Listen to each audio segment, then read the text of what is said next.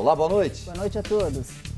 Uma notícia que acendeu alerta para uma série de questões como a política industrial no Brasil. Depois de uma história centenária, a montadora Ford anunciou o fim das atividades no país. E qual o futuro do setor? Qual o impacto na economia para os milhares de funcionários que serão demitidos? A economia dos locais onde as fábricas se situam? Enfim, para falar sobre esse e outros assuntos, nós recebemos hoje o presidente da Anfávia, a Associação Nacional dos Fabricantes de Veículos Automotores, Luiz Carlos Moraes. Muito boa noite, presidente. Boa noite, Solange. Boa noite, Nicolini. É um prazer estar aqui com vocês. Prazer é todo nosso, presidente. Participa também com a gente o jornalista do Grupo Bandeirantes de Comunicação em São Paulo, Adriel Trevisoli. Olá, Adriel. Boa noite, Nicolini. Boa noite, Solange. A todos que acompanham o Band Entrevista. É um prazer enorme estar aqui com vocês. Obrigada, Adriel. Presidente, o setor automotivo fechou o ano de 2020 com uma queda aí de 26% no emplacamento e 31% de queda na produção de veículos aqui no Brasil. Isso só aumentou aí a ociosidade. A que o senhor atribui essa, vamos chamar de marcha ré no setor? Muita carga tributária? O que é? Bom, a gente vinha de uma recuperação gradativa da crise anterior, 2015, 2016. O setor automotivo estava crescendo em 17, 18, 19. E nós entramos em 2020 imaginando que poderíamos chegar a vender no Brasil 3 milhões e 50 mil unidades e mais exportações para os principais países da América Latina. Infelizmente, nós fomos impactados, como outros setores, e a sociedade no Brasil fomos impactados pela pandemia, que nos pegou em março, né, fechando concessionárias, fechando Detrans, os isolamentos nas grandes cidades, e aí nós praticamente paramos as nossas fábricas no Brasil inteiro. Nós somos, na indústria automobilística, localizado em 44 cidades, aproximadamente, 65 fábricas. Nós temos 120 mil trabalhadores diretos no setor de máquinas agrícolas, rodoviárias e autoveículos, né? E paramos a produção praticamente em março, segunda quinzena de março, abril, por conta da pandemia. Por que nós paramos nesse momento? Por conta da preocupação dos trabalhadores. O índice de absenteísmo aumentou muito, as pessoas preocupadas com a saúde. Então, nós paramos as fábricas e começamos a definir protocolos de saúde para proteger os trabalhadores, né, como cuidar desses trabalhadores. Nós criamos ambulatórios médicos para atender eventuais pessoas com sintomas, mudamos o sistema de produção, trabalhamos em 2 turnos para diminuir a aglomeração dentro das fábricas. Enfim, tomamos várias medidas para tentar mitigar o risco de contaminação. Isso dentro da fábrica. Fora da fábrica, como eu falei, concessionários fechados em várias cidades, em vários estados do Brasil. Então, aí a indústria teve um baque muito grande, caindo 40% até mais por cento em relação aos meses anteriores de 2019, quando comparados com 2019. E a recuperação foi a partir do 3º trimestre e 4º trimestre. Mas essa recuperação não foi suficiente para compensar principalmente as perdas no 2º trimestre, que foi um 2º trimestre dramático para o setor automotivo. Lembrando que também outros países também foram afetados, Argentina, Chile, Colômbia, Peru. Então, nas exportações também nós tivemos uma redução substancial de volume que afetou produção, vendas e também emprego, infelizmente. E é isso que eu queria falar com o senhor sobre a competitividade do Brasil hoje no mundo cada vez mais globalizado da produção de veículos. Ninguém mais produz veículo só para si, né? Se produz para um continente, pelo menos, né? Senão não vale a pena para as montadoras. O que fazer para o Brasil ser mais competitivo? Esse exemplo da Ford, a gente tem a GM aqui no Brasil, que já fechou unidades. A gente tem uma unidade aqui no Vale do Paraíba, bastante ociosa, da General Motors em São José dos Campos. Até onde o Brasil se tornou pouco competitivo. Isso preocupa vocês? Como é que está isso? Preocupa muito, né? Nós temos trazido esse tema para o debate do Congresso, do governo federal, dos governos estaduais. Eu posso afirmar para vocês que dentro das fábricas, nós temos fábricas tão atualizadas quanto as nossas fábricas em outros países, né? Nossa matriz, etc. Né? Já tem indústria trabalhando com indústria 4.0, Big Data, nós temos uma mão de obra muito bem treinada, né? A gente tem muita coisa de inovação dentro das fábricas. Quando a gente sai do portão para fora, começa a nosso desespero, né? É a carga tributária, que vocês conhecem bem, a burocracia para poder monitorar esses impostos, os encargos trabalhistas são muito altos quando comparado com outros países, a logística também é um problema sério no Brasil, né? Então, tudo isso vai aumentando o custo no Brasil. Como é que a gente prova que isso é uma verdade? Nós fizemos um estudo, Nicolini, comparando produzir no Brasil o mesmo veículo com produzir esse mesmo veículo no México. Nós pegamos 5 montadoras, compilamos os dados, são as mesmas montadoras que estão no Brasil, que estão no México. Elas abriram os seus livros com uma consultoria especializada. Essa consultoria consolidou os dados, né, para evitar problema de competição entre as empresas, tal, consolidado de forma confidencial. E a gente concluiu, depois disso, que produzir o mesmo veículo pela mesma montadora no Brasil versus México, o México é 18% mais competitivo. E aí nós abrimos essa estrutura de custo e vimos que a logística é mais cara no Brasil, encargos sociais é absurdamente mais caro, a infraestrutura é mais caro, a carga tributária é muito mais alta. Então, esse estudo a gente levou para o governo antes da pandemia para começar a ter um debate e tentar definir prioridades para o governo, como a gente pode criar mecanismos de redução gradativa desse custo do Brasil. A gente não tem aquele sonho que acha que vai ser resolvido tudo num primeiro momento, né? É um trabalho que tem que ser feito e rapidamente, mas é um trabalho longo, uma grande jornada. Mas vocês tiveram algum retorno do governo, Luiz? Pelo menos uma luzinha no fim do túnel que não seja um trem? Né? Esse é o nosso grande desafio. E aí eu queria colocar para você o seguinte: a situação piorou depois da pandemia. Por que piorou da pandemia? Como a indústria no mundo teve uma queda, não foi só no Brasil, a queda que nós enfrentamos no Brasil, Nicolini, foi mais ou menos parecida que aconteceu na Espanha, na Alemanha, no México. O mercado automotivo caiu no mundo. Antes da pandemia, em 2019, o mercado mundial vendeu 91 milhões de veículos no mundo. Tá? E o ano passado, ainda número preliminar, deve ter fechado algo em torno de 76 milhões, ou seja, caiu em todos os países do mundo. Então, se a gente já tinha dificuldade de exportar antes da pandemia, a gente vai ter maior dificuldade porque tem outras plantas em outros países mais competitivos que vão ter vantagens na hora de fazer oferta para vender para outros países Sim. ao redor do mundo. Então, a gente já tinha um problema grave e a gente tem agora, por conta da pandemia, uma dificuldade maior porque tem mais gente competindo pelos mesmos clientes ao redor do mundo. Ok. Bom, o Band Entrevista faz a primeira paradinha, mas a gente volta em instantes, não sai daí não.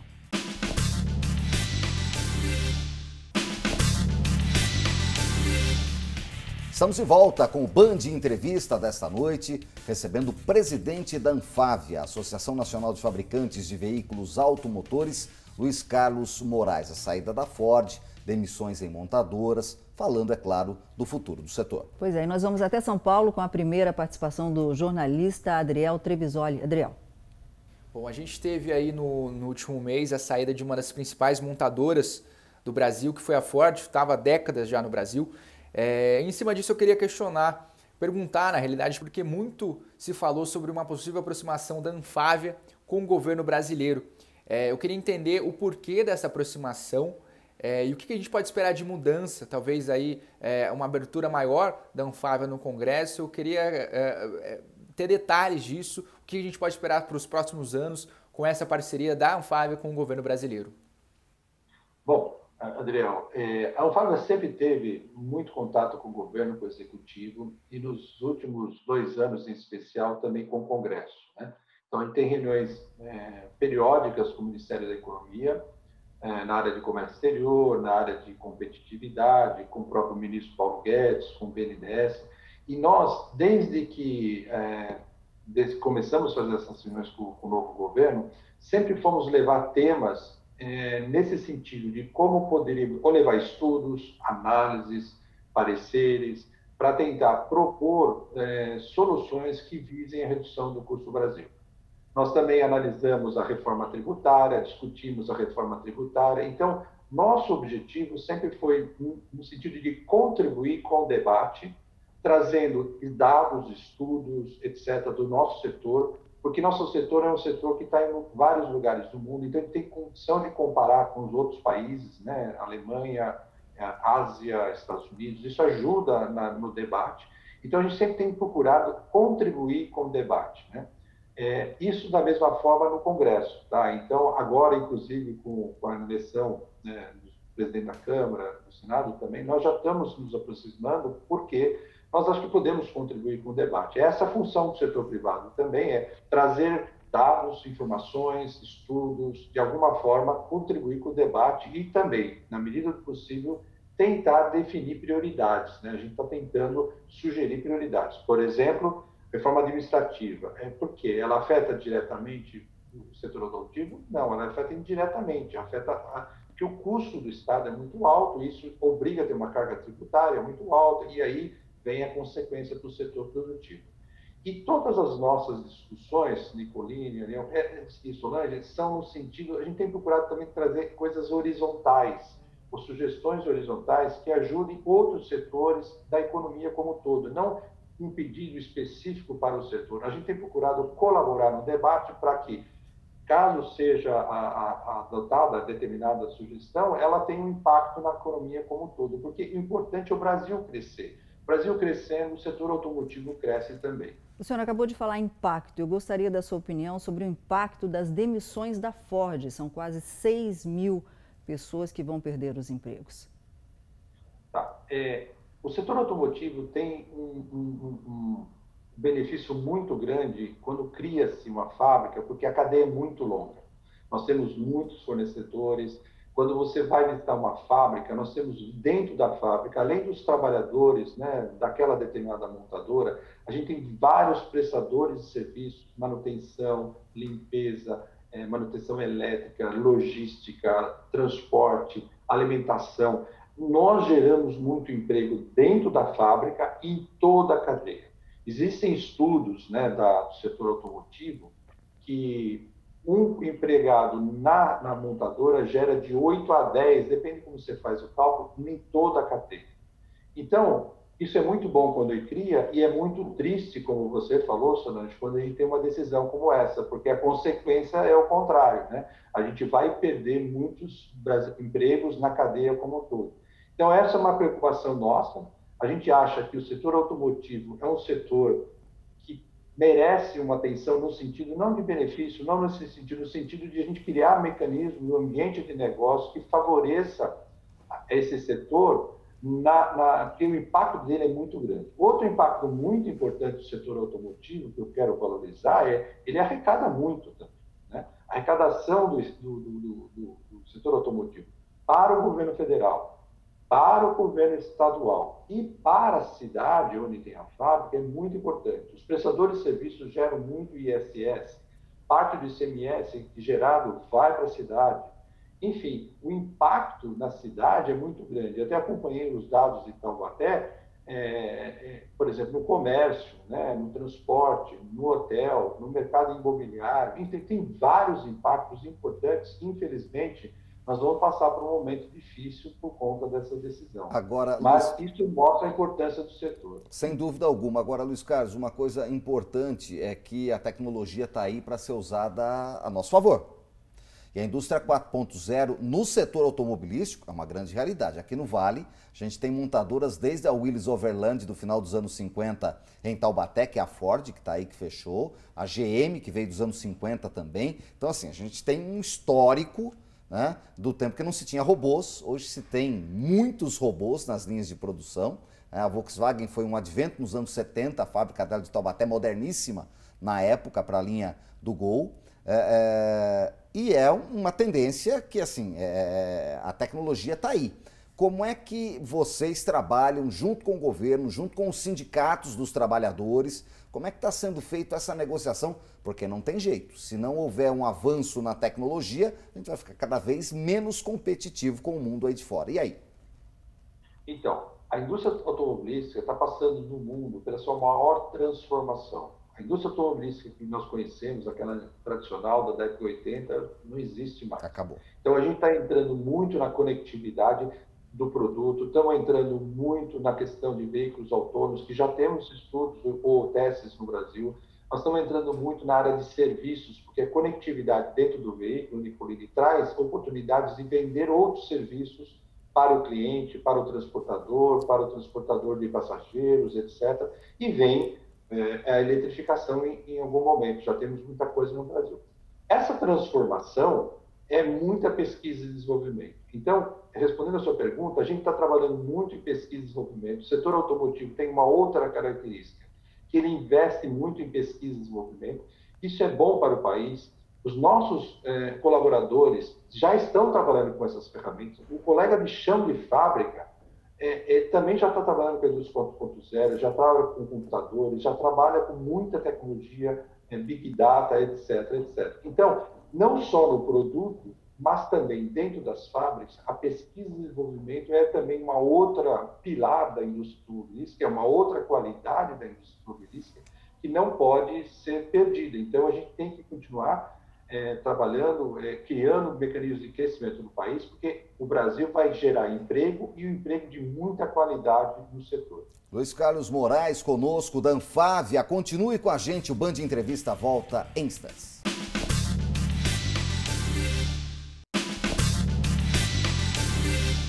Último bloco do Band Entrevista. Hoje o nosso convidado é o presidente da Anfávia, Associação Nacional dos Fabricantes de Veículos Automotores. Pois é, e a pandemia, Luiz Carlos, mudou a realidade do mundo, né? Fez com que houvesse aí uma adequação em todos os setores. No setor automotivo, perdão, os estoques mais enxutos, o senhor acredita que a partir de agora seja uma realidade, seja uma alternativa? Tem um aspecto que foi a queda absurda do volume no ano passado e a retomada, então isso teve vamos dizer assim, descasamento da cadeia produtiva e isso gerou estoques mais justos, né? Agora, a gente entende também que com a nova ferramenta, né, a conectividade, é possível que a gente tenha também um planejamento do consumidor. O consumidor configura o carro, escolhe o carro, usando essas ferramentas da moderna comunicação com o concessionário e, consequentemente, é possível ter um planejamento também da compra, né?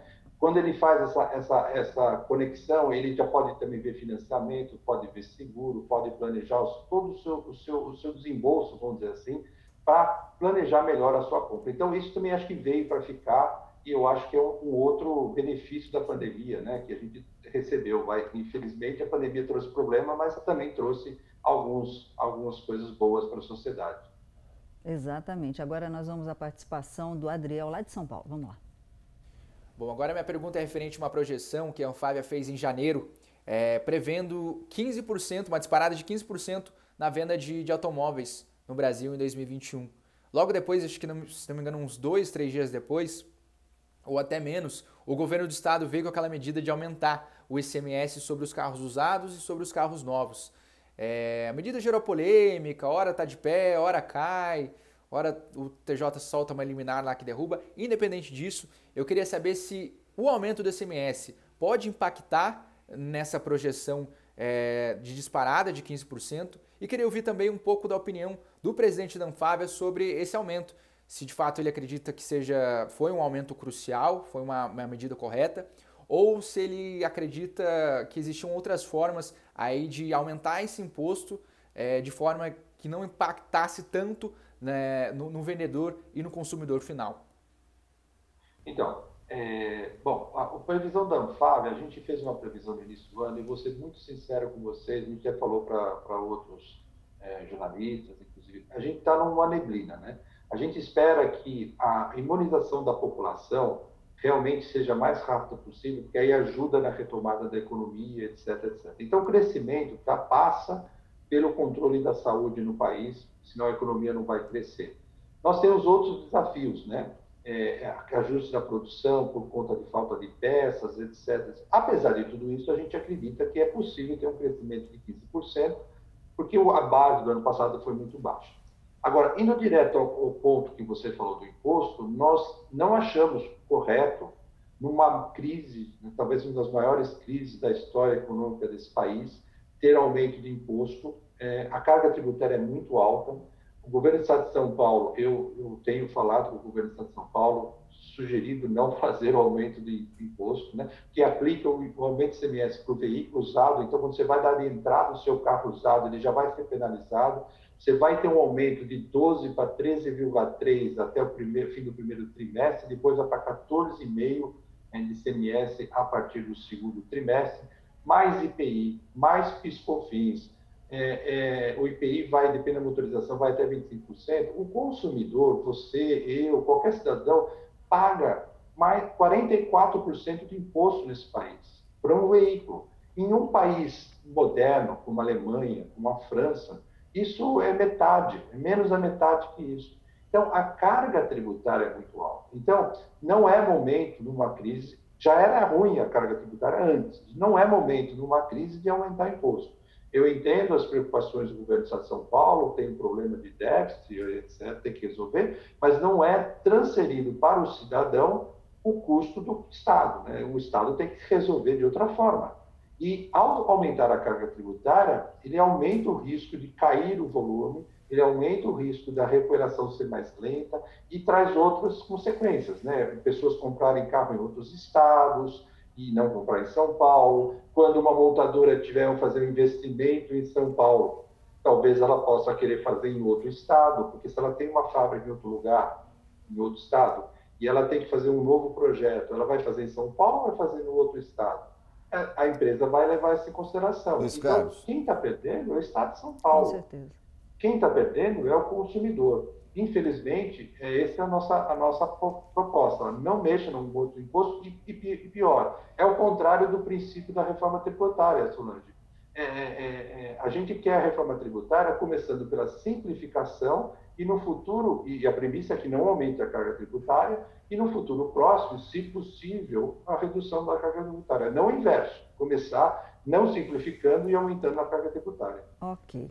Luiz Carlos, é papo para mais de uma noite. Nós agradecemos, né, Nicolini? Agradecemos a sua presença aqui. Uma boa noite. Muito obrigada pela participação no Band Entrevista.